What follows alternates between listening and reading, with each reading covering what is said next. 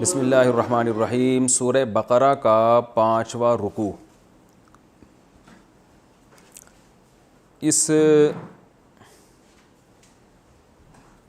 سورہ بقرہ کا 5واں رکوع، اس رکوع کا میں ترجمہ بھی کر چکا ہوں اور کچھ بنی اسرائیل سے متعلق ہے یہ رکوع، تو میں کچھ بنی اسرائیل کی تاریخ بتا رہا تھا تاکہ قرآن مجید میں جہاں بھی بنی اسرائیل کا تذکرہ آئے گا تو آپ کو کچھ ایک خاکہ ذہن میں آ جائے گا۔ تو میں نے پچھلے لیکچر میں یہ بتایا تھا کہ بنی اسرائیل سے جو خصوصی خطاب ہے قرآن مجید میں، اور ان کا تذکرہ بھی بہت زیادہ، وہ دو وجہ سے۔ ایک وجہ کہ ان کو کتاب دی گئی، انہوں نے اپنے پیغمبروں کی بات نہ مانی، کتاب پر عمل نہیں کیا، تو اللہ تعالیٰ نے ان سے روحانی اقتدار چھین کر بنی اسماعیل کے ہاتھ میں دے دیا۔ تو یہ بتانا مقصد ہے۔ تو یہودی بار بار اعتراض کرتے تھے کہ یہ ہم میں کیوں نہیں، ہم کیوں کسی اور کو فالو کریں، تو اس کی وجہ بتائی گئی۔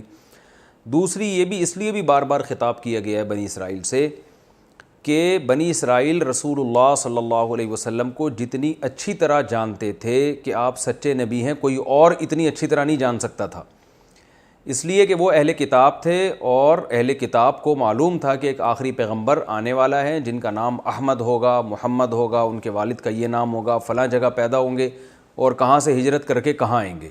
بلکہ یہودی جو مدینہ میں آباد ہوئے اس کی وجہ بھی یہی تھی کہ آخری نبی آئے گا تو ہم یہاں پر آباد ہوں گے، وہ یہاں ہجرت کر کے آئے گا، تو اس لیے قرآن ان کو بھی خطاب کرتا تھا۔ تو یعنی بنی اسرائیل کو بھی قرآن نے بہت خطاب کیا کہ تم پہلے ایمان لے کر آؤ تاکہ تمہیں دیکھ کر دوسرے لوگ بھی ایمان لے کر آئیں۔ یا بنی اسرائیل، اے اسرائیل والو، اذکروا نعمتی التی انعمت علیکم، میری ان نعمت کو یاد کرو جو میں نے تم پر کی تھی۔ وہ کیا نعمت تھی؟ حضرت موسیٰ علیہ السلام کا ان میں آنا، پھر فرعون سے نجات ملنا، پھر زمین پر داؤد اور سلیمان علیہ السلام کے ذریعے ان کی حکومت کا قائم ہونا، اور علم اور روحانی علم اور مادی علم دونوں میں اللہ نے ان کو فضیلت دی تھی۔ اسی نعمت کا تذکرہ ہے کہ اس کو یاد کرو۔ یاد کرنے کا مطلب کیا ہے؟ اس کو یاد کر کے اللہ کا شکر ادا کرو، اور شکر کا مطلب کیا ہے؟ اللہ کے پیغمبر پر ایمان لے کر آؤ، کیونکہ اصل مقصد تو اللہ کی ذات ہے نا۔ وہ جس کو بھی رسول بنا کے بھیجے گا، اگر دلائل سے اس کا رسول ہونا ثابت ہوگا تو اس پر ایمان نہ لانا یہ اللہ کی ناشکری ہے۔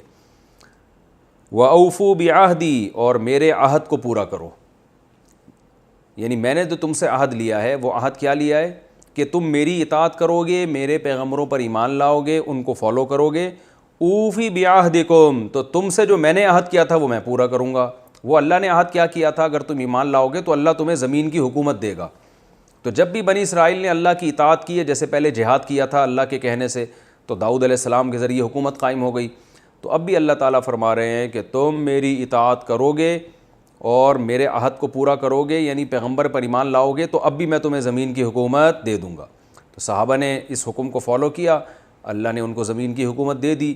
اور اسلامی دنیا میں کہا جاتا ہے کہ جو قرون اولیٰ کے مسلمان تھے، دنیا میں کوئی ایسی جگہ جو مہذب ہو اور وہاں اسلامی حکومت نہ ہو ایسا نہیں تھا، یعنی پوری دنیا پہ اللہ نے حکومت قائم کی۔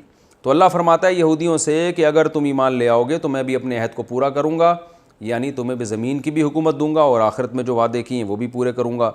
وَلَا تَكُونُوا، ہاں، وَإِيَّايَ فَارْهَبُونَ، اور صرف مجھ ہی سے ڈرو۔ وَآمِنُوا بِمَا أَنزَلْتُ، اور میں نے جو قرآن نازل کیا ہے اس پر ایمان لے کر آؤ۔ مُصَدِّقًا لِمَا مَعَكُمْ، اور یہ قرآن ان کتابوں کی بھی تصدیق کرتا ہے جو تمہارے پاس پہلے سے موجود ہیں، یعنی تورات۔ دیکھیے یہ قرآن بار بار یہ کیوں کہتا ہے کہ ایسی کتاب پر ایمان لاؤ جو تمہارے دین کی بھی تصدیق کرتی ہے اور تمہاری کتابوں کی بھی تصدیق کرتی ہے؟ وجہ اس کی یہ ہے کہ اگر آپ دلائل سے پہلے کسی پیغمبر پر ایمان لے آئے اور اس کو آپ نے سچا مان لیا، اب کوئی نیا شخص آ کے یہ کہتے کہ پہلے والے سارے غلط تھے، تو اب انسان کے لیے آزمائش بڑھ جاتی ہے کہ جن پر ایمان لا چکا ہے ان سے ہٹایا جا رہا ہے، ان کو غلط قرار دیا جا رہا ہے، اور اس کو سچا قرار دیا جا رہا ہے نئے والے کو۔ تو اس میں آزمائش یہ ہوگی کہ ان پر بھی، پہلے والوں پر بھی آپ ایمان لے کر آئے تھے، ان کے معجزے دیکھ کر، ان کی تعلیمات، پاکیزہ تعلیمات دیکھ کر، نیا والا بھی یہی کر رہا ہے لیکن وہ پرانوں کی تصدیق نہیں کر رہا۔ تو اب انسان کنفیوز ہوگا، بھائی یہ والے صحیح تھے کہ وہ والے صحیح تھے؟ تو یہ بہت بڑی مصیبت میں انسان پھنس جاتا ہے. تو اللہ نے انسان کو ایسی آزمائش میں نہیں ڈالا. اللہ نے کیا کہا کہ جب بھی کوئی پیغمبر نیا آئے گا وہ کوئی نئی چیز نہیں لے کر آئے گا. ٹھیک ہے مسائل میں تو تبدیلی ہوگی, زمانے کے لحاظ سے نمازوں میں کمی ہو گئی یا اضافہ ہو گیا, وہ تو مسائل کے لحاظ سے وہ تبدیلی تو ہر دور میں بھی ہو سکتی ہے, جو مسائل ایسے ہیں جو شریعت نے زمانے پر موقوف کی ہیں جن کو, لیکن بیسک تعلیمات وہ سب کی ایک جیسی ہوں گی, اور ہر پیغمبر پچھلے پیغمبر کی تصدیق کرے گا کہ وہ بھی صحیح تھے. تو اس سے انسان کے لیے آزمائش کیا ہو جاتی ہے؟ کم. تو اللہ نے فرمایا کہ محمد صلی اللہ علیہ وسلم پر ایمان لاؤ اور اس کتاب پر جو ان پہ نازل ہوئی ہے, یہ پرانے پیغمبروں کی بھی تصدیق کرتی ہے, تمہارے موسیٰ علیہ السلام کو بھی صحیح قرار دیتی ہے, عیسیٰ علیہ السلام کو بھی, تورات کو بھی, انجیل کو بھی, ان کی یہ کتابیں بھی برحق تھیں. تو تمہیں آزمائش میں نہیں ڈالا جا رہا, بلکہ اسی دین کو فالو کرنے کا حکم دیا جا رہا ہے جو ہمیشہ سے چلا آ رہا ہے. وَلَا تَكُونُوا أَوَّلَ كَافِرٍ بِهِ, اور اس کے پہلے کافر نہ بنو. پہلے کافر کا کیا مطلب ہے؟ کہ تم اگر انکار کرو گے تو تمہیں دیکھ کر دوسرے بھی انکار کریں گے, تو تم انکار کرنے والوں میں پہلے نمبر پہ آ جاؤ گے. تو جو برائی میں پہل کرتا ہے وہ زیادہ بڑا ذمہ دار ہوتا ہے. تو اس لیے جرم میں ہم کہتے ہیں نیکی میں تو پہل کرو, اول آنے کی کوشش کرو, برائی میں اول آنے کی کوشش مت کرو. یہ کیونکہ دوسرے اگر کفر کریں گے ان کو گناہ کم ملے گا, تم اگر کفر کرو گے تو تمہیں گناہ زیادہ ملے گا, کیونکہ تم اول کافر کہلاؤ گے پھر, کیونکہ تمہیں دیکھ کے لوگ بھی کافر بنیں گے, وہ دوسرے درجے میں ہوں گے. تو اس لیے فرمایا وَلَا تَكُونُوا أَوَّلَ كَافِرٍ بِهِ, تم اس کے پہلے انکار کرنے والے مت بنو. وَلَا تَشْتَرُوا بِآيَاتِي ثَمَنًا قَلِيلًا, کیونکہ حق کا انکار جب بھی کوئی مذہبی لوگ کرتے ہیں تو اس کے پیچھے دو چیزیں ہوتی ہیں, یا تو پیسوں کی لالچ یا جاہ کی لالچ, بڑا بننے کا شوق. آپ اگر حق بیان کر دیں, بعض دفعہ آپ کے اپنے لوگ کٹ جاتے ہیں آپ سے, یا بعض دفعہ ہدیے نذرانے آنا بند ہو جاتے ہیں. تو یہودیوں میں یہ دو برائیاں تھیں, ان کے علماء میں, سب میں نہیں تھیں, کچھ ایمان بھی لے کر آئے, لیکن زیادہ تر یہی کیا کرتے تھے کہ وہ جو ہے چند ٹکوں کے لوگوں سے بھی ہدیے نذرانے لینے ہوتے ہیں نا. آج بہت سے لوگوں کے پاس ایسا مجمع ہے جنہوں جھوٹ بول بول کے لوگوں نے اپنے ساتھ میں لایا ہے. اگر اس مجمع کے سامنے وہ آج سچ بولنا شروع کر دیں, آج بتانا شروع کر دیں, توحید بیان کرنا شروع کر دیں, تو وہ مجمع ان سے ہٹ جائے گا. مثلا ہمارے یہاں ایک بہت بڑا طبقہ ایسا ہے, اگر آج وہ مجمع میں یہ بیان کر دے کہ نبی صلی اللہ علیہ وسلم مشکل کشا نہیں تھے, حاجت روا نہیں تھے, عالم الغیب نہیں تھے, تو وہیں مجمع میں ان کو جوتیاں پڑنا شروع ہو جائیں گی, کیونکہ ان کی دکان چلی ہی ان نعروں کے ذریعے, اور وہ سارے ہدیے نذرانے ان کے اسی وقت بند ہو جائیں گے. تو یہ پہلے بھی یہ ہوا کرتا تھا. تو اللہ نے فرمایا میری آیات کو چند ٹکوں کے بدلے میں مت بیچو. اشترا خریدنے کے معنی میں آتا ہے, لیکن بیچنے کا معنی میں بھی آتا ہے.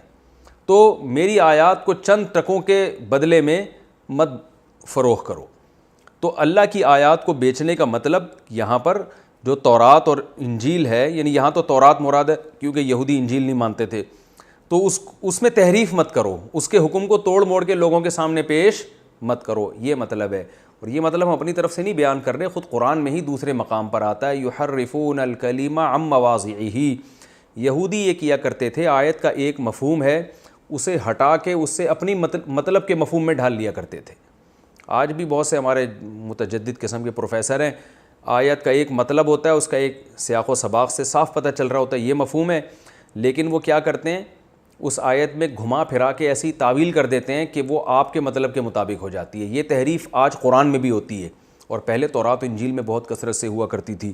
اور ہمارے ایک مشہور پروفیسر صاحب ہیں, وہ یہ تحریفیں انہوں نے ٹھیکہ لیا ہوا اس تحریف کا, جو وہ مستقل یہی تحریفیں کر رہے ہوتے ہیں قرآن میں, ترجمے بعض دفعہ غلط کر رہے ہوتے ہیں اور لوگوں کو تو ترجمہ بھی نہیں پتہ چلتا.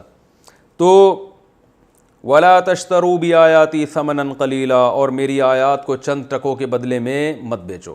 اس سے یہ مراد نہیں ہے کہ قرآن پڑھا کر اجرت لینا حرام ہے. آج بعض لوگ کیا کرتے ہیں, فقہا سے تو قرآن سمجھتے نہیں ہیں نا, اپنے طریقے سے, جس کو پشتو میں کہتے ہیں اخپل طریقے سے سمجھتے ہیں وہ, تو وہ کیا کرتے ہیں, وہ کہتے ہیں امام کے لیے تنخواہ لینا جائز نہیں ہے کیونکہ وہ قرآن پڑھا کر نماز میں قرآن پڑھا کے پیسے لے رہا ہے.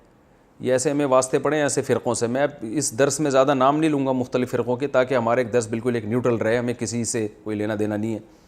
لیکن اس طرح کے لوگ ہیں امام کے لیے تنخواہ لینا حرام ہے، یا قاری جو بچوں کو پڑھا رہا ہے اس کے لیے فیس لینا حرام ہے، اور قرآن کی یہ آیت فٹ کر دیتے ہیں کہ ولا تشتروا بآیاتی ثمنا قلیلا، میری آیات کو چند ٹکوں کے بدلے میں نہ بیچو۔ کہہ رہے ہیں اللہ نے تو کہہ رہے ہیں چند ٹکوں کے بدلے میں نہیں، یہ تو پورے ہزاروں روپے فیسز لے رہے ہیں۔ تو یہ بھی آیت میں تحریف ہے۔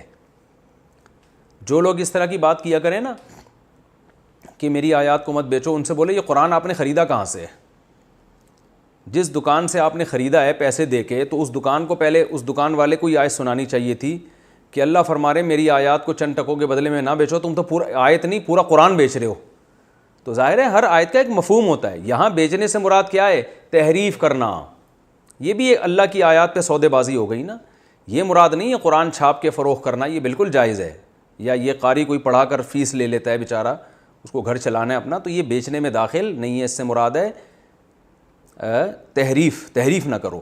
دوسری بات یہ کہ بعض لوگ ہم نے یہ بھی دیکھے ہیں جو کیا کرتے ہیں کہ تراویح پڑھانے کی اجرت لے رہے ہوتے ہیں، جو سب کے نزدیک ناجائز ہے، اور ان سے جب یہ کہا جاتا ہے، اگرچہ یہ آیت کا اس سے تعلق نہیں ہے، لیکن ویسے تراویح پڑھانے کی اجرت لینا اس پر علماء کا اتفاق ہے کہ جائز نہیں ہے۔ اب اس کے دلائل کیا ہیں یہ ایک الگ ٹاپک ہے۔ تو وہ کیا کرتے ہیں کہ تھوڑے پیسے لینا جائز نہیں، زیادہ پیسے لینا جائز ہے۔ وہ یہ آیت پڑھ لیتے ہیں کہ اللہ کی آیات کو تھوڑے سے پیسوں میں مت بیچو۔ کیا مطلب؟ وہ کہتے ہیں زیادہ پیسے دے سکتے ہو، تو یہ بھی آیت میں کیا ہے؟ تحریف ہے۔ اصل میں اس کو کہتے ہیں قید اتفاقی، یہ ٹرم یاد رکھیں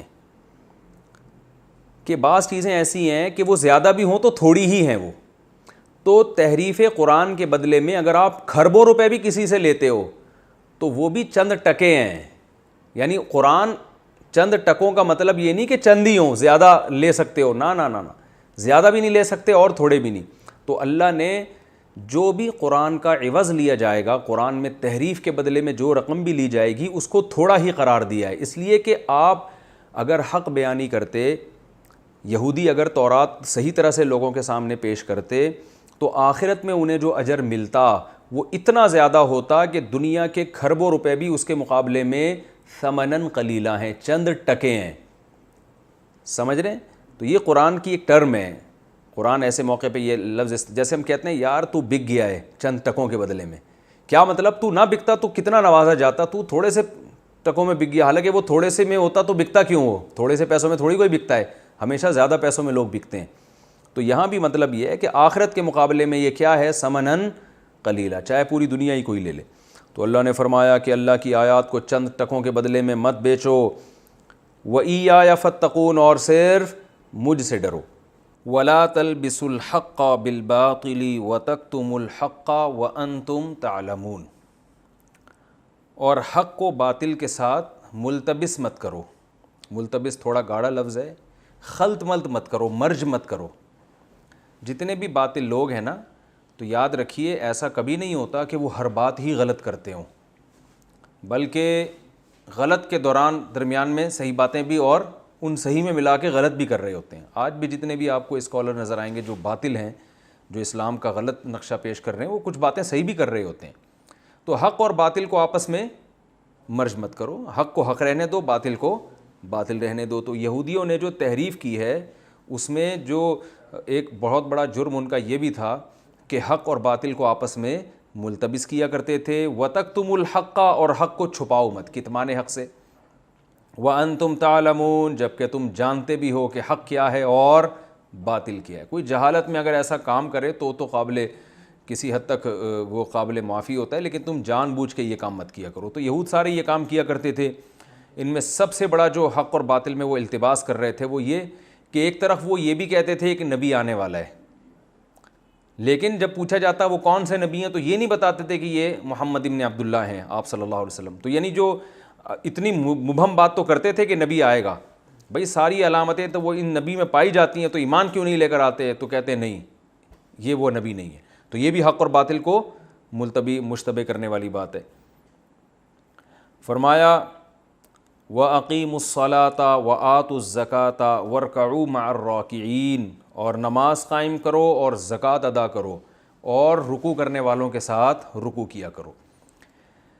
دیکھیں نماز کا حکم اللہ نے اس لیے دیا کہ نماز تواضع سکھاتی ہے۔ جب بھی یہودیوں کی برائی کیا تھی؟ حق کا انکار، اور اس انکار کی بیس کیا تھی؟ دو چیزیں ہوتی ہیں ہر برائی کے پیچھے عام طور پہ، نمبر 1 مال کی محبت، پیسوں کی لالچ میں انسان حق نہیں بیان کر رہا ہوتا. نمبر 2 بڑا بننے کا شوق. مثال کے طور پر اگر آپ تسلیم کر لیتے ہیں کہ اللہ نے فلاں کو صلاحیت مجھ سے زیادہ دی ہے تو ظاہر ہے لوگ اس کی طرف جانا شروع ہو جائیں گے، آپ چھوٹے اور وہ بڑا ہو جائے گا. تو یہ چیز بھی لوگوں کو روکتی ہے حق کے بیان کرنے سے. تو یہ چیز بھی لوگوں کو روکتی ہے حق کے بیان کرنے سے. تو نتیجہ یہ نکلتا ہے کہ آپ جیلسی کا شکار ہونا شروع ہو جاتے ہیں. تو اللہ تعالیٰ نے دونوں علاج بتائے ہیں. حق سے روکنے والی چیز کیا ہے؟ ایک تکبر ختم کرنے کا طریقہ کیا ہے؟ نماز. جب انسان اللہ کے سامنے جھکتا ہے، سجدہ کرتا ہے، سبحان ربی الاعلیٰ، سبحان ربی العظیم، یہ چیزیں پڑھتا ہے سوچ سمجھ کے، تو اس میں تواضع پیدا ہوتی ہے. اور دولت کی لالچ کیسے ختم ہوتی ہے؟ وہ زکوٰۃ سے. تو یہودیوں کو حکم دیا جا رہا ہے، اور یہودیوں کے ہی تو ہم سب کو حکم دیا جا رہا ہے. حضرت عمر رضی اللہ تعالیٰ عنہ جب ان آیات کی تلاوت کیا کرتے تھے تو فرمایا کرتے تھے مزل قوم فما تغنا بہذہ الآیات الا انتم، بنی اسرائیل تو گزر گئے، اب ان آیات میں ہم ہی سے خطاب ہو رہا ہے کہ بھائی وہ برائیاں تم نے اپنے اندر پیدا نہیں کرنی ہیں، کیونکہ یہ چیزیں آج ہمیں بھی حق سے روکتی ہیں. تو اللہ نے فرمایا نماز قائم کرو اور زکوٰۃ دو، ورکعوا مع الراکعین، اور جیسے دوسرے لوگ اللہ کے سامنے جھکتے ہیں، یہاں رکوع سے رکوع کرنا مراد نہیں ہے بلکہ اللہ کے سامنے جھکنا. تو جیسے دوسرے لوگ اللہ کے سامنے جھکتے ہیں تم بھی اللہ کے سامنے جھکا کرو. یہاں یاد رکھیں مع کا معنی یہ نہیں ہے کہ دوسرے جب جھک رہے ہو تو تم بھی جماعت کی نماز میں شریک ہو کے ان کے ساتھ جھکو، وہ ایک الگ حکم ہے جماعت سے نماز پڑھنا. یہاں یہ ہے کہ اس فعل میں تمہیں بھی ان کے ساتھ شریک ہونا ہے، یعنی جیسے دوسرے اللہ کے سامنے جھک رہے ہیں اللہ کے حکم کے سامنے، تم نے بھی اللہ کے حکم کے سامنے جھکنا ہے. کیونکہ یہودی کہتے تھے ہم الگ مخلوق ہیں، ہم الگ ٹائپ کے لوگ ہیں، جو پبلک جو کر رہی ہے ہم وہ نہیں کریں گے. اس کی مثال ایسے ہے جیسے مشرکین مکہ بیت اللہ میں ان کو یہ زعم تھا کہ بیت اللہ کی چابیاں ہمارے پاس، بیت اللہ کے رکھوالے ہم، تو عام پبلک جو دوسری دنیا سے آئے گی اس کا حج کا طریقہ جو ہوگا ہمارا وہ والا نہیں ہوگا، ہمارا تھوڑا سا ڈیفرنٹ ہوگا، لہذا وہ بعض ارکان ادا نہیں کرتے تھے. تو قرآن میں کہا ثم افیضوا من حیث افاض الناس، جیسے سب لوگ منی سے لوٹتے ہیں نا، تم نے بھی کیا کرنا ہے؟ لوٹ کے واپس آنا ہے. تو تمہارے لیے کوئی الگ طریقہ نہیں ہوگا حج کا. تو یہاں بھی یہ تھا کہ بھئی ہم کیوں جیسے دوسرے لوگ رکوع کر رہے ہیں، سجدہ کر رہے ہیں، اللہ کے سامنے جھک رہے ہیں، ہم کیوں جھکیں؟ ہم تو بنی اسرائیل کی اولاد ہیں، ہم تو یعقوب علیہ السلام کی اولاد میں، ہم تو اللہ کے بیٹے ہیں، ہم تو یوں ہیں. اللہ نے فرمایا جیسے سب اللہ کی اطاعت کر رہے ہیں، اللہ کو فالو کر رہے ہیں، تمہیں بھی اللہ کی اطاعت اور اس کی فرما برداری کرنی پڑے گی. تو یہاں رکوع سے یہ بھی مراد ہو سکتا ہے نماز والا، نماز میں جھکنا جس میں رکوع بھی آ گیا، سجدہ بھی آ گیا، اور رکوع سے اللہ کے حکم کے سامنے اپنے آپ کو سپرد کر دینا. یہ دونوں اس آیت کے مفہوم میں داخل ہو سکتے ہیں. آگے فرمایا اتأمرون الناس بالبر وتنسون انفسکم. بنی اسرائیل کو چونکہ روحانی اقتدار حاصل تھا، اور جو روحانی پیشوا ہوتے ہیں وہ لوگوں کو اچھی باتوں کا حکم دیتے ہیں. جیسے آج کل موٹیویشنل اسپیکر ہیں نا، لوگوں کو بڑا اچھا گائیڈ کر رہے ہوتے ہیں، تو اچھا کر رہے ہوتے ہیں نہیں کر رہے وہ ایک الگ کہانی ہے، لیکن بہرحال اپنی لحاظ سے وہ اچھا ہی کر رہے ہوتے ہیں. تو اللہ نے فرمایا کہ تمہیں جو عزت ملی ہے وہ اس لیے ملی ہے کہ تم لوگوں کو برائی سے روکتے ہو، تمہارے پاس گائیڈنس ہے. لیکن خرابی کیا ہے کہ برائی سے روکنے کی وجہ سے جو عزت ملنی چاہیے تھی وہ تو تم نے کیش کرا لی ہے، خود برائی سے بچنے کا تمہارے اندر جذبہ نہیں ہے. علماء نے نا باقاعدہ اس پہ کتابیں لکھی ہیں، یہود کی 40 بیماریاں، کہ یہود میں کون کون سے 40 برائیاں تھیں جن کی وجہ سے اللہ نے ان کو پس کر دیا. اور آج وہ 40 کی 40 برائیاں مسلمانوں میں بھی پائی جاتی ہیں. ان میں چونکہ بڑے پیمانے پر پائی جاتی تھیں اجتماعی سطح پہ، لہذا پوری قوم تباہ ہو گئی. ہم میں ظاہر ہے پوری قوم میں نہیں ہے، لیکن بہت کثیر تعداد میں یہ بیماریاں پائی جاتی ہیں ہمارے اندر بھی. تو ان میں ایک بیماری یہ بھی ہے کہ دوسروں کو اچھی نصیحت کرنا تاکہ عزت ملے، لوگ سمجھیں آپ بہت اچھے ہیں، بہت نیک ہیں، لیکن اپنے آپ کو بھول جانا. فرمایا تأمرون الناس بالبر، کیا تم لوگوں کو نیکی کا حکم دیتے ہو، وتنسون انفسکم، اور اسی وقت اپنے آپ کو بھول رہے ہوتے ہو، وانتم تتلون الکتاب، جبکہ تم کتاب یعنی اللہ کی کتاب کی تلاوت بھی کرتے ہو. تمہیں تو پتہ ہے کہ یہ کتنا بڑا جرم ہے. وانتم تعلمون، اور تم اس کے انجام کو جانتے بھی ہو. یعنی افلا تعقلون، تو کیا تم عقل سے کام نہیں لیتے؟ یہ بات خوب سمجھ لیں کہ اگر کوئی شخص خود کوئی نیکی نہیں کرتا یا خود کسی برائی سے نہیں بچتا تو اس کے لیے تبلیغ حرام نہیں ہے. اگر آپ میں کوئی برائی ہے، آپ اللہ نہ کرے نشہ کرتے ہیں، تو شریعت آپ کو پوری اجازت دیتی ہے کہ آپ لوگوں کو یہ تبلیغ کریں کہ وہ نشہ نہ کریں۔ ہوتا یہ ہے کہ ایک آدمی ایک برائی میں مبتلا ہے، جب وہ دوسروں کو کہتا ہے کہ یہ برائی چھوڑو، دوسرے اسے طعنہ دیتے ہیں کہ تم خود تو نہیں چھوڑتے، تو وہ خود چھوڑتا تو نہیں ہے لیکن لوگوں کو کہنا چھوڑ دیتا ہے، تو یہ ایک نہیں بلکہ ڈبل جرم ہو جائے گا۔ تو یہ اصلاح کا یہ طریقہ نہیں ہے کہ آپ کسی کو، یعنی قرآن ان کو یہ نہیں کہہ رہا کہ تم لوگوں کو نیکی کا حکم کیوں کرتے ہو، وہ تو کرتے رہو لیکن اپنے آپ کو بھی فوکس کرو۔ اب اگر یہود کیا کرتے ہیں، نیکی کا کہتے ہیں ہم برائی کر رہے ہیں تو ہم نیکی کا حکم کہنا بھی دینا بھی چھوڑ دیں گے، تو یک نہ شد دو شد، وہ ایک گناہ کے بجائے کتنے گناہ ہو جاتے، ڈبل گناہ ہو جاتے۔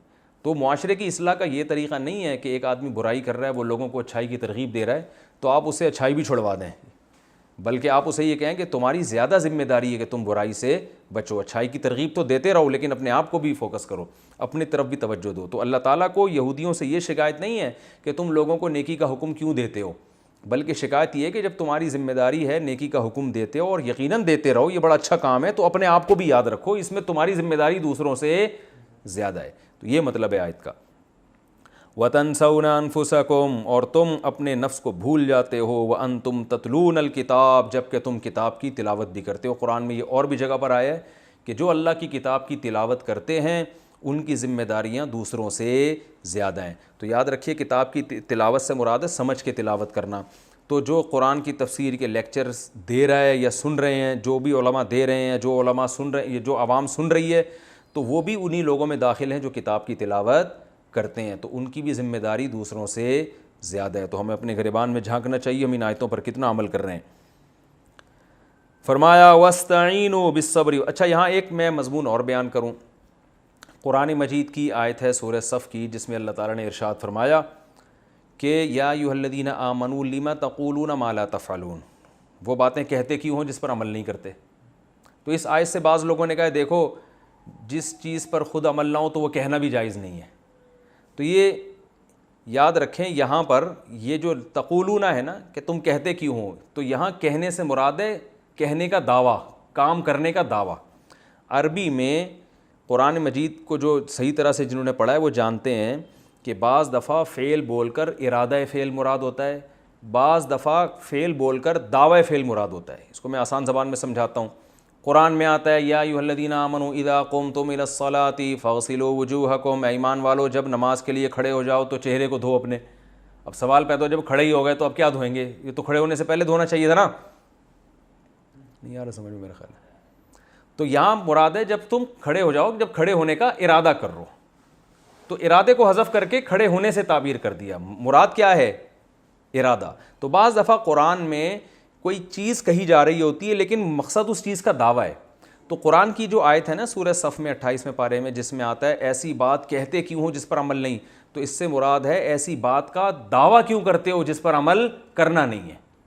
کیونکہ اس آیت کا شان نزول یہ تھا کہ بہت سے صحابہ نے یہ کہا تھا کہ ہم پہ جب جہاد فرض ہوگا ہم کریں گے، تو فرض کروائیں آپ جہاد، ہمیں لڑائی کی اجازت ملے۔ جب اجازت ملی تو وہ بہت مشکل تھا، تو بعض حضرات پس و پیش سے کام لینے لگے، تو اس پہ قرآن نے کہا ایسی چیز کا تم نے دعویٰ کیوں کیا تھا جس پر عمل کرتے نہیں ہو۔ تو دعویٰ کیا تھا کہ جب جہاد فرض ہوگا سب کے سب جائیں گے، تو اب بعض لوگ اس میں پیچھے ہٹ رہے تھے، تو ایسا کیوں ہٹ رہے ہو تم پیچھے، اس میں جو ہے نا پس و پیش سے کام کیوں لے رہے ہو۔ تو یہ مطلب ہے کہ ایسی چیز کا، یعنی میں اگر کوئی نیکی نہیں کرتا یا میں کر نہیں سکتا تو خام خواہ میں مجھے بڑی باتیں کرنے کی اجازت نہیں ہے کہ ہم تو اتنے سخی ہیں، ہم تو یوں ہیں، اور ایسا ہوگا تو ہم یوں کر کے دکھائیں گے۔ تو اس لیے اللہ نے فرمایا کہ وہی بات کا دعویٰ کیا کرو جس پر تم عمل کر سکتے ہو۔ تو اس کا تبلیغ سے کوئی تعلق نہیں ہے۔ تو علماء کا اس پر اجماع ہے کہ اگر آپ کے اندر کوئی برائی ہے تو آپ، یا کوئی نیکی آپ کے اندر نہیں ہے، تو آپ تبلیغ اس کی کر سکتے ہیں دوسروں کو۔ بلکہ علماء نے تو یہاں تک لکھا ہے کہ اپنے اندر سے اگر کوئی برائی چھڑوانا چاہتے ہیں تو اس کے خلاف بولنا شروع کر دیں، تو یہ بھی ایک نسخہ ہے، آپ سے وہ برائی چھوٹ جائے گی۔ آپ اگر نشہ کرتے ہیں تو شراب کے خلاف تقریریں شروع کر دیں، آپ خود آپ کے اندر ایک دل میں بات بیٹھ جائے گی کہ یہ کیا چیز ہے، یہ بری چیز ہے۔ ہاں دعویٰ نہ کریں کہ میں شراب نہیں پیتا، میں بہت نیک ہوں، حالانکہ آپ چھپ چھپ کے پیتے ہیں، ٹھیک ہے نا، تو یہ دعویٰ غلط ہو جائے گا۔ آپ نہیں پیتے، میں مثال دے رہا ہوں۔ اللہ نے فرمایا وَاسْتَعِینُوا بِالصَّبْرِ وَالصَّلَاةِ، اور مدد طلب کرو صبر کے ذریعے اور نماز کے ذریعے۔ وَإِنَّهَا لَكَبِیرَةٌ إِلَّا عَلَى الْخَاشِعِينَ، صبر کا معنی ہے روکنا. میں اس کی پہلے بھی تشریح کر چکا ہوں, مجھے یاد نہیں پوری طریقے سے, میں دوبارہ کسی موقع پہ ڈیٹیل میں اس کو بیان کروں گا کہ صبر کا لغوی معنی کیا ہے, روکنا. مسبورہ اس مرغی کو کہا جاتا تھا جسے نشانہ باندھنے کے لیے, نشانہ سیکھنے کے لیے باندھ دیا جاتا تھا, روک دیا جاتا تھا اس کو. تو نبی نے منع کیا صلی اللہ علیہ وسلم نے کہ مرغیوں پہ اس طرح نشانے بازی مت سیکھو. تو اپنے آپ کو کیا کرنا, روکنا. تو یعنی انسان خواہشات کے پیچھے چلتا ہے, تو اللہ یہودیوں کو حکم دے رہے ہیں کہ خواہشات کی پیروی مت کرو, خواہشات کے خلاف چلنے میں جہاد کرو اور اپنے نفس کو روکو. تمہارا دل نہیں چاہتا ایمان لانے کا اور اپنی خواہشات کو قربان کرنے کا, کیونکہ جب اسلام لاؤ گے بہت سی چیزیں تم پہ حرام ہو جائیں گی جو کہ موسیٰ علیہ السلام بھی کر چکے لیکن تم مانتے نہیں ہو ان کو. تو بہت سی خواہشات تم سے چھوٹ جائیں گی. تو اس میں مدد کس سے طلب کرو, صبر کے, یعنی اپنے اندر یہ کوالٹی پیدا کرو. تو حدیث میں آتا ہے من یتصبر یصبرہ اللہ. سوال پیدا ہوتا ہے نا, صبر تو خود ایک مشکل کام ہے. بھائی ایک کڑوی دوا آپ سے پی نہیں جا رہی, تو حکیم آپ کو یہ مشورہ دیتا ہے کہ بھائی چینی ملا کے پی لو, تو پھر تو پی لیں گے آپ. لیکن وہ کہہ رہے کریلے کا شربت ملا کے پی لو, تو آپ کہیں گے وہ کون سا آسان ہے. بھائی کڑواہٹ سے بچنے کے لیے تمہیں بچنے کی, یعنی کڑوا ذائقہ ختم ہو جائے کسی طریقے سے, تو آپ تو اور کڑوا ملانے کا حکم دے رہے ہیں. تو سوال یہ پیدا ہوتا ہے کہ صبر کرنا بذات خود بھی تو ایک مشکل کام ہے نا. تو جب وہ یہ اتنا مشکل کام کر سکتے ہیں تو باقی چیزیں نہیں کر سکتے. تو یہاں قرآن بیان کر رہا ہے کہ صبر کے ذریعے تمہیں مدد ملے گی. اس کی تشریح حدیث میں ہے, آپ صلی اللہ علیہ وسلم نے فرمایا من یتصبر یصبرہ اللہ. جو صبر کرنا چاہتا ہے نا, اللہ اسے صبر کی توفیق دے دیتا ہے. یعنی صبر ایک ایسی نیکی ہے جو دیکھنے میں مشکل لگتی ہے, لیکن اس نیکی میں اللہ کی مدد دوسری نیکیوں کی نسبت زیادہ ہوتی ہے. تو اب ہم یوں مثال دے سکتے ہیں, بھائی کڑوی دوا نہیں پی جا رہی تو ایک ایسا کڑوی چیز ملا کے پی لو کہ وہ ہے تو کڑوی, لیکن وہ تمہیں اتنی کڑوی لگے گی نہیں جتنی یہ لگ رہی ہے سیم, لیکن اس کا ٹیسٹ کچھ اس طرح کا ہے, وہ تمہاری فطرت سے میچ کرتا ہے. تو یہ بھی کڑوی ہے, لیکن اللہ نے فرمایا یہ ایسی چیز ہے جو یہ مانگتا ہے نا اللہ سے اور کوشش کرتا ہے, تو یہ والی نعمت اس کو مل جاتی ہے. تو اور دوسرا نماز, کیونکہ نماز میں کیا فائدہ ہوگا کہ اللہ کی طرف دھیان. تو یہ ساری قربانیاں ہم اللہ ہی کے لیے دے رہے ہیں. تو جب اللہ سے دوستی ہو جائے گی نماز کے ذریعے, کیونکہ دیکھیں جب بھی کسی سے تعلق بڑھانا ہو تو اس کے ساتھ سٹنگ کا ٹائم ڈیوریشن کیا کر دیں, بڑھا دیں. سٹنگ کا ٹائم بڑھے گا تو ہیلو ہائی ہو جاتا ہے. شروع میں پہلی دفعہ آدمی ملتا ہے تو اجنبی سے لگتا ہے نا, تھوڑی دیر رہتے رہتے دوستی ہو جائے, کہتے ہیں لنگوٹی یار ہے بھائی, لنگوٹی یار. تو کیا ہے, اکٹھے ہی تھڑے پہ بیٹھا کرتے تھے, گٹر کے ڈھکنوں پہ بیٹھا کرتے تھے اور آوارہ گردی, تو وہ لنگوٹی یار بن گئے, وحشت ختم. تو اللہ سے دوستی کے لیے کیا ہے کہ اللہ کے ساتھ سامنے ہاتھ باندھ کے انسان کھڑا ہو. تو وہ جتنا زیادہ نماز پڑھے گا اتنا اللہ سے تعلق, اور جب اللہ سے تعلق بنے گا تو اللہ کے لیے قربانی دینا آسان, حکومت چھوڑنا, دولت کو قربان کرنا, جو یہودی جس کے لیے تیار نہیں تھے, تو یہ دونوں کام آسان ہو جاتے ہیں. تو اس لیے اللہ نے فرمایا نماز پڑھو, اور لیکن اللہ نے فرما دیا وَإِنَّهَا لَكَبِيرَةٌ إِلَّا عَلَى الْخَاشِعِينَ. لیکن یہ نماز ایک مشکل کام ہے مگر ان لوگوں پر جن کے دلوں میں اللہ کا خوف ہے. اب وہی سوال پیدا ہوتا ہے کہ اللہ تو ہمیں ایسا نسخہ دے رہا ہے جو بذات خود ایک مشکل ہے. بھائی نماز ہی اگر پڑھنی ہوتی تو باقی حکام پہ عمل نہیں کر لیتے, یہ تو خود ایک مشکل ہے. تو اللہ نے فرمایا اس مشکل کو آسان کرنے کا حل ہم تمہیں بتاتے ہیں کہ جن کے دل میں اللہ کا خوف ہے ان کے لیے مشکل نہیں ہے. اور ان خوف کی دو علامتیں, الذین یظنون انہم ملاقو ربہم, یہ وہ لوگ ہیں جن کا یہ گمان ہے کہ ہم نے اپنے رب سے ملاقات کرنی ہے اور اس کی طرف لوٹ کر جانا ہے.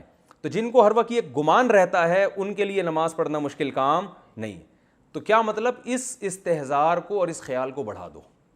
ہر وقت یہ سوچتے رہو بھائی یہ دنیا دار فانی ہے, یہاں سے ہم نے نکلنا ہے. آج اللہ کے سامنے کھڑے ہوتے ہوئے ہمیں تکلیف ہو رہی ہے کاروبار چھوڑنا, تو ایک دن اللہ ہی کے سامنے آ کے سب بیوی بچوں کو چھوڑ چھاڑ کے, دکان کاروبار بزنس سب کو چھوڑ چھاڑ کے آنا کدھر ہے, اللہ ہی کے پاس آنا ہے. تو حدیث میں آتا ہے کہ نبی صلی اللہ علیہ وسلم نے فرمایا کہ جو صف اول میں نماز پڑھا کرتا تھا تو قیامت کے دن بھی سب سے آگے جگہ اسی کو ملے گی, اللہ کے سب سے قریب وہ ہوگا. تو جو صف آخر میں پڑھتا تھا تو قیامت کے دن بھی سب سے پیچھے ہی اللہ تعالیٰ اس کو جگہ دیں گے. تو یہ یعنی نماز میں انسان دلچسپی لے. تو اللہ نے فرمایا کہ اور اس کے طریقہ کیا ہے, یہ استحضار کو بڑھایا جائے کہ اللہ سے ملاقات ہوگی. تو یہ سب کچھ دنیا جس کے لیے انسان اللہ کی نافرمانی کر رہے ہیں, سب چھوڑ چھاڑ کے جانا کہاں ہے, اللہ سے. تو ابھی سے ہی دوستی لگا لیں, اچھا نہیں ہے.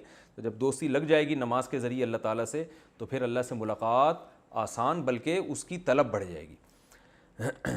آگے رکوع ہے یا بنی اسرائیل اذکروا نعمتی التی انعمت علیکم. دیکھیں اس سے پہلے رکوع میں اللہ نے بنی اسرائیل کو اجمالی طور پر حکم دیا تھا کہ میری نعمت کو یاد کرو، ان نعمتوں کا تذکرہ نہیں کیا، اور پھر احکام دیے کہ یہ کرو اور یہ مت کرو. اب ان نعمتوں کا ڈیٹیل سے بیان ہے. اذکروا نعمتی التی انعمت علیکم، میری اس نعمت کو یاد کرو. اذکروا وہی اذکروا ہے جو پچھلے لیکچر میں نے بتایا تھا. نعمتی کا معنی میری نعمت، پہلے اس کا بھی لفظی ترجمہ کر دیتا ہوں اور مختصر گرامر. انعمت انعام کیا، علیکم تمہارے اوپر، وانی اور اس بات کو بھی یاد کرو کہ میں نے فضلتکم فضیلت دی تم کو. فضلت سبحت کی طرح ہے، کم کا معنی تم کو، فضیلت دی علی العالمین تمام جہان والوں پر. واتقوا یومن، اتقوا کئی بار آ چکا ہے، ڈرو تم، یومن ایک دن سے. ایک دن کا ترجمہ کیوں کر رہا ہوں؟ تنوین لگی ہوئی ہے. ایک ایسے دن سے ڈرو، لا تجزی نفسن، کوئی نفس بدلہ نہیں دے گا. جزا یجزی اصل میں تھا جزا یا یجزیو، بدلہ دینا، جزا بدلے کو کہتے ہیں نا. کوئی نفس بدلہ نہیں دے گا، عن نفس کسی دوسرے نفس کی طرف سے، شیئن ذرا بھی، یعنی کوئی کسی دوسرے کی طرف سے معاوضہ ادا نہیں کرے گا. ولا یقبلوا اور قبول نہیں کی جائے گی، یقبلوا یضربوا کی طرح پیسو وائس، قبول نہیں کی جائے گی، منہا کسی نفس کی طرف سے، شفاعتن کوئی شفاعت، کوئی سفارش بھی قبول نہیں کی جائے گی. ولا یؤخذ منہا اور نہیں اخذ کیا جائے گا. سب پیسو وائس کے جملے چل رہے ہیں نا. اخذ یعنی لیا نہیں جائے گا، منہا اس نفس سے، نفس کا لفظ چونکہ مؤنث ہے اس لیے اس کی طرف ہا ضمیر لوٹ رہی ہے. کسی نفس سے نہیں لیا جائے گا، عدل برابر، یعنی اعمال کے بدلے میں اس کے برابر کوئی چیز نہیں لی جائے گی. بھائی آپ بدعمالی کر کے گئے تو ایسا نہیں ہوگا اس کی سزا میں آپ کو یوں کہا جائے کہ یہ جتنی بدعمالیاں تھیں ان کے بدلے میں، عدل کہتے ہیں برابری کو، اس کے کسی چیز کے بدلے کو، تو اس کے بدلے میں یہ دے دو تو جان چھوٹ جائے تمہاری. نہ کسی نفس سے کوئی بدلہ نہیں لیا جائے گا. بدلے کا مطلب یہ ہے کہ جو برائیاں ہیں نا جس کی وجہ سے سزا ملنے والی ہے، تو ان برائیوں کا کوئی بدل نہیں لیا جائے گا، آلٹرنیٹ نہیں لیا جائے گا، بلکہ برائیوں کی سزا ہی ملے گی. ولا ہم ینصرون اور نہ ہی ان کی مدد کی جائے گی، نصرت بھی نہیں کی جائے گی. وَإِذْ نَجَّيْنَاكُمْ، میں نے بار بار بتایا ہے وَإِذْ جب شروع میں آ رہا ہوتا ہے تو اس کا مطلب ہوتا ہے وہ وقت بھی یاد کرنے کے قابل ہے. جب بھی شروع میں اذ آ رہا ہو نا، وَإِذْ وہ وقت بھی یاد کرنے کے قابل ہے، اذ جب، نجینا صرفنا، سبحنا کی طرح، نجات دینا، نجات سے نکلا ہے. نجینا ہم نے نجات دی، کم تم کو، من آل فرعون فرعون والوں سے، یسومونکم، یسومو اصل میں تھا یسومونا ینصرونا کی طرح، اس کا معنی ہوتا ہے چکھانا. یسومونا جو چکھاتا تھا تمہیں، کم تم کو، سوء العذاب برا عذاب، سوء برے کو کہتے ہیں اور عذاب کا معنی عذاب، برا عذاب چکھاتا تھا. وہ عذاب کیا تھا؟ یذبحون ذبح کرنا، یسبحون کی طرح، ذبح یذبح، سبح یسبح کی طرح ذبح کرتا تھا. ابناءکم تمہارے بیٹوں کو، ابن کی جمع ابناء، تمہارے بیٹوں کو ذبح کرتا تھا. ویستحیون حیات سے نکلا ہے، استحیاء حیات یعنی زندہ رکھنا کسی کو، اصل میں تھا یستحیون یستخرجون کی طرح، اور زندہ رکھتا تھا. نساءکم تمہاری عورتوں کو، نساء عورتوں کو کہتے ہیں، اس کی واحد نہیں آتی، یہ پلورل ہی ہے، اس کی واحد آتی ہے امرأتن ایک عورت. تمہاری عورتوں کو زندہ رکھتا تھا. وفی ذالکم، ذالکم کا معنی یہ، اور اس بات میں بلاء آزمائش تھی. بلا کسے کہتے ہیں؟ آزمائش، ابتلا، بلا، ٹھیک ہے نا، آزمائش تھی. من ربکم تمہارے رب کی طرف سے، عظیم بہت بڑی، یعنی اس میں تمہارے رب کی طرف سے بہت بڑی آزمائش تھی تمہارے لیے. وَإِذْ اور اس وقت کو بھی یاد کرو، یا وہ وقت بھی یاد کرنے کے قابل ہے. فرقنا جب پھاڑ ڈالا ہم نے، بکم تمہارے ساتھ، فرق سے نکلا. فرق کسے کہتے ہیں؟ جدا کرنا، کہتے ہیں نا یار ان میں فرق کرو یار، ڈفرینس کو بھی فرق کہتے ہیں نا. تو کوئی بھی دو چیزوں کو جب جدا کیا جاتا ہے تو فرق کرنا. اور فرقا یفرق، وَإِذْ فَرَقْنَا ضربنا کی طرح، جب پھاڑ ڈالا ہم نے تمہارے ساتھ، البحرا سمندر کو، بحر کسے کہتے ہیں عربی میں؟ سمندر. فَأَنْجَيْنَاكُمْ، انجینا اکرمنا تو ہم نے نجات دی تم کو. وَأَغْرَقْنَا، اغرقنا، اغرق یغرق اغراقا، اکرم یکرم اکرامن کی طرح. اور اغرقنا اور ہم نے غرق کر دیا آل فرعون فرعون کی آل کو وانتم تنظرون اور کنڈیشن یہ تھی کہ تم یہ منظر دیکھ رہے تھے. اب بنی اسرائیل یہ والے تو نہیں دیکھ رہے تھے، ان کے باپ دادا دیکھ رہے تھے نا.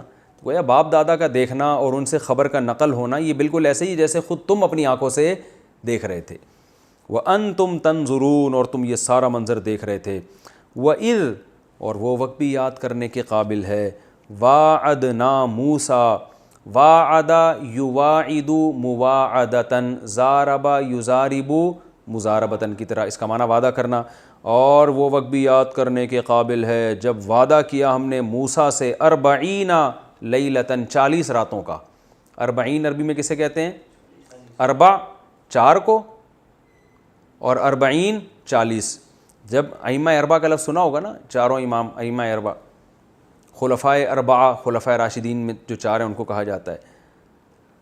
اور اس وقت کو یاد کرو جب ہم نے موسیٰ سے وعدہ کیا 40 راتوں کا. ثم پھر اس کے بعد کیا ہوا؟ اتخذتم اکتسبتم کی طرح ہے. ضربتم اکتسبتم کمایا تم نے، اتخذتم پکڑا تم نے. اخذ سے نکلا ہے نا، اخذ کہتے ہیں نا، ہم نے اسے اخذ کیا ہے.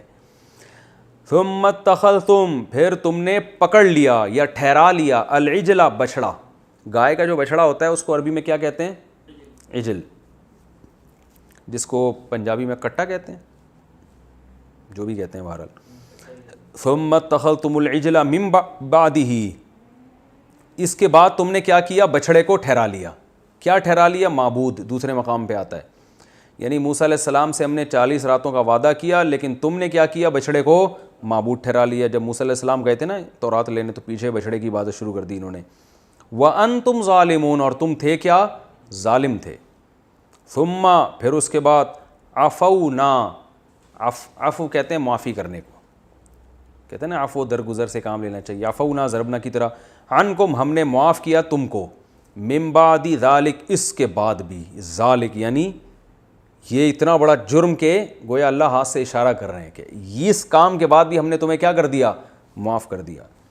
لعلکم شاید کہ تم تشکرون شکر کرنا شروع کر دو، شاید کہ تم شکر گزار بن جاؤ. وَإِذْ آتَيْنَا اور وہ وقت بھی یاد کرنے کے قابل ہے. آتینا اصل میں تھا اتینا اکرمنا کی طرح. جب ہم نے عطا کیا موسیٰ کو الکتابہ کتاب والفرقان اور فرقان. فرقان کتاب ہی کی تفسیر ہے. بعض دفعہ اور کا لفظ بتایا جاتا ہے کسی لفظ کو اسی لفظ کو ڈیفائن کرنے کے لیے. اردو میں بھی ہے، انگلش میں بھی ہے، یہ تو عربی میں بھی ہے. تو واو، اس واو کو کہتے ہیں عطف تفسیری، یعنی ہم نے تمہیں کتاب عطا کی اور فرقان، یعنی اسی کتاب کا دوسرا نام کیا ہے؟ فرقان ہے. فارق کہتے ہیں فرق کرنے والا، فرقان یہ مبالغہ ہے، بہترین فرق کرنے والی، یعنی حق اور باطل میں فرق کرنے والی ہم نے تم کو کتاب دے دی. اور یہ بھی ممکن ہے فرقان سے معجزے مراد ہوں کہ ہم نے موسیٰ علیہ السلام کو کتاب بھی دی اور حق اور باطل میں فرق کرنے والے معجزے، دونوں داخل ہو سکتے ہیں اس میں. لعلکم تہتدون شاید کہ تم ہدایت حاصل کر لو. تہتدون اصل میں تھا تہتدیون، تکتسبون کی طرح پڑھا جاتا ہے تہتدون. اہتدا کا معنی ہدایت حاصل کرنا. وَإِذْ قَالَ مُوسَىٰ اور وہ وقت بھی یاد کرنے کے قابل ہے جب موسیٰ نے کہا لِقَوْمِهِ اپنی قوم سے. کیا کہا؟ یا قومی اصل میں تھا یا قومی اے میری قوم. تو میم کے نیچے زیر جو ہے نا لگایا ہے، یا کو حذف کر دیا ہے. یہ شارٹ قرآن میں بھی عربی میں جو عرب کرتے تھے وہی اسی زبان میں قرآن نازل ہوا نا. تو یا قومی اے میری قوم، انکم بے شک تم نے، ظلمتم ضربتم کی طرح تم نے ظلم کیا ہے، انفسکم اپنی جانوں پر، نفس کی جمع انفس. فقتلوا انفسکم نہیں، ظلمتم انفسکم باتخاذکم العجلہ اصل میں تھا باتخاذ. اتخاذ اکتساب کی طرح، اکتساب کا معنی کمانا، اتخاذ کا معنی ٹھہرانا. تو الف سائلنٹ ہو گیا، با لگا شروع میں. تم نے ظلم کیا باتخاذکم العجلہ تمہارے بچڑے کو ٹھہرانے کی وجہ سے. با کا معنی وجہ سے یعنی اس سبب سے، اتخاذ کا معنی ٹھہرانا، کم کا معنی تمہارا یعنی تمہارا ٹھہرانا بچڑے کو. کیا ٹھہرانا؟ معبود. آگے معبود کا لفظ محذوف ہے، یعنی باتخاذکم العجلہ معبودن. تم نے جو بچڑے کو ٹھہرا لیا، اس ٹھہرانے سے تم نے کیا کیا ہے؟ اپنی جانوں پر ظلم کر لیا، یہ ترجمہ ہوگا اس کا۔ فتوبوا الی بارئکم، پس توبہ کرو، توبو تابہ یتوبو سے ہے نا، اصل میں تھا تابہ یتوبو، تو یتوبو سے جب امر بناتے ہیں تو جب شروع کا یا ہٹایا تو پہلا لفظ چونکہ ساکن نہیں ہے، الف لانے کی ضرورت نہیں ہے، تو توبو، صحیح ہے نا؟ کیا مطلب؟ توبہ کرو تم سب، فتوبو توبہ کرو تم سب، الی بارئکم اپنے پیدا کرنے والے کی طرف، برأ یبرأ کا معنی پیدا کرنا، جو پیدا کرنے والا ہے اس کی طرف توبہ کرو، فقتلوا انفسکم پس قتل کر دو اپنی جانوں کو، تفسیر میں انشاءاللہ بتاؤں گا میں، ذالکم خیر لکم یہ تمہارے لیے بہتر ہے، عند بارئکم تمہارے پیدا کرنے والے کے نزدیک، فتاب علیکم پس پھر اللہ نے تمہاری توبہ قبول کر لی، انہ هو التواب الرحیم بے شک وہ اللہ بہت زیادہ توبہ قبول کرنے والا اور رحم کرنے والا ہے۔ وقت پورا ہو گیا، پھر یہ آگے رکوع کی کچھ آیتیں باقی ہیں، یہ انشاءاللہ اگلے ایپیسوڈ میں۔